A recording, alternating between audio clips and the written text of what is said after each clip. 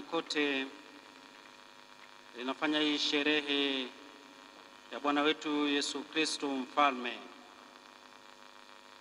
Ni sherehe ambayo iliwekwa kutokana na uzoefu mgumu wa maisha ya mwanadamu. Lakini Mungu aliamua kwa kupitia hekima ya viongozi wa kanisa kuiweka sherehe hii. Kwa nini tunamuita Yesu ni mfalme? Natambua kuwa tumewahi kusikia mara nyingi ile neno mfalme. Na hata sasa baadhi ya nchi zina wafalme. Kwa Uingereza au jamii huko Uarabuni bado watu wanaita wafalme. Huko Swaziland kuna wafalme huko. Lakini huko kwetu hatunalo sana hilo kutokana na utawala kubadilika. Na zaidi sana sisi nyakati hizo za nyuma kabisa hatukuwa na wafalme kama wafalme, lakini tulikuwa tuna watu ambao tunawaita watemi.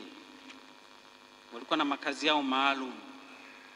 Ndio maana Dodoma yetu tunaposema Dodoma Makulu, manake hapo Makulu yalikuwa ni makao makuu ya mtemi ambaye aliishi hapo.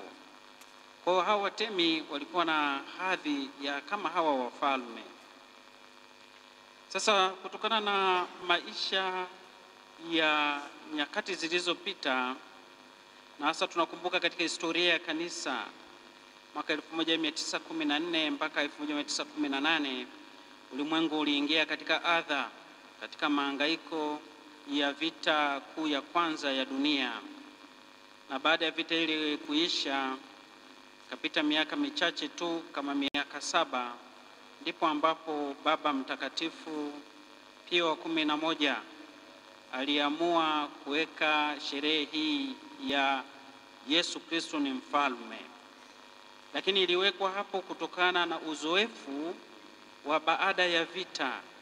Maisha yalikuwa magumu, hali ilikuwa si hali tena, lakini pia kila mmoja aliyekuwa na mamlaka alijitwalia mamlaka kwa nguvu na akatawala anavyopenda yeye bila kujali haki za watu, na wakajiita wafalme.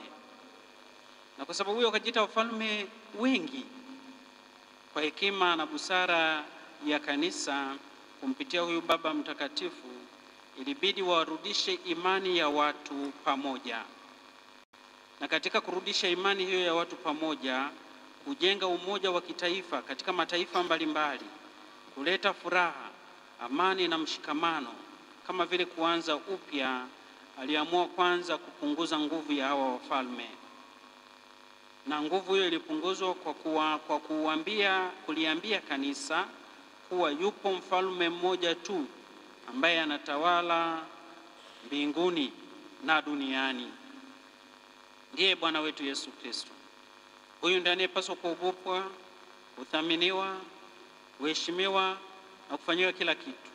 Wengine wote ndio tunawafanyia hivyo, lakini tusiweke imani yetu kwa mtu, ila tuweke imani yetu katika Mungu, na huu ndio usalama.